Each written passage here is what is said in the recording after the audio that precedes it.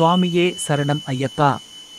பக்தர்களே, ஐயப்பன் 48 நாள் வழிமுறையில் இன்று நாம் அடைந்துள்ள நாள் 47வது நாள். இந்த நாள் சபரிமலையில் தரிசனம் முடிக்கும் ஒரு எண்ணிக்கையின் நாள் அல்ல. இந்த இனிய நாளில் ஐயன் ஐயப்பன் முன்பு பக்தர்கள் தலைவணங்கும் நல்மனத்தின் உச்சமே.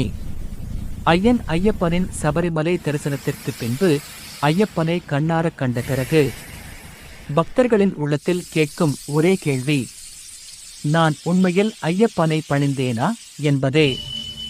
இந்த நாள் நம்மை நாமே வெளியில் தாழ்த்திக் கொள்வது இல்லை, உள்ளுக்குள் வளைத்த நாளே. பக்தர்களின் நான் என்ற அகந்தை, நான் என்ற எண்ணம், என் புண்ணியம், என் தவம் என்ற பெருமை அனைத்தையும் ஐயப்பன் பாதத்தில் வைக்கும் நாள் இது.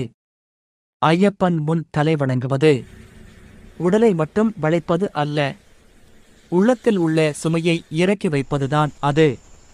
இந்த நாளில் பக்தர்களாகிய நாம் உணர்கிறோம், நான் நடந்த பாதை என் பெருமைக்காக அல்ல, பக்தர்களாகிய நம்மை திருத்துவதற்காக.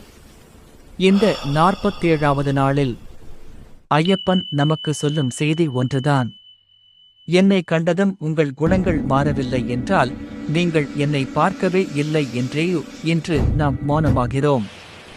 ஏனெனில் பக்தர்களாகிய நாம் பேசும் அனைத்து வார்த்தைகளையும் விட ஐயன் ஐயப்பன் மீது வைக்கும் பணிவுதான் பெரிய ஜெபம். ஐயன் ஐயப்பனின் பாதத்தில் தலை வணங்கும் போது கண்ணீர் வருகிறதா? அது துயரம் அல்ல, ஆன்மா தேசாகும் அடையாளமே. இந்த நாள் நம்மை தயார் செய்கிறது, தரிசனத்திற்காக சபரிமலையை ஏறுவதற்கல்ல, மலையை தாண்டியும் மனிதராக வாழ. சபரிமலையில் நாளை நாம் தரிசனத்திற்கு சன்னிதானத்தில் வாசலில் நிற்கும் போது உள்ளத்தில் ஒரு பிரார்த்தனை மட்டும் இருக்கட்டும், ஐயப்பா, நீ என்னை உயர்த்தாதே, என்னை நீ என் மனதை பணிய வைத்து காப்பாற்று. ஆகவே பக்தர்களே, இன்று எல்லாம் வல்ல ஐயன் ஐயப்பனை மனதார தரிசனம் செய்து அவரின் அருளை பெற்று நலமாக வாழ்வோம். சுவாமியே சரணம் ஐயப்பா.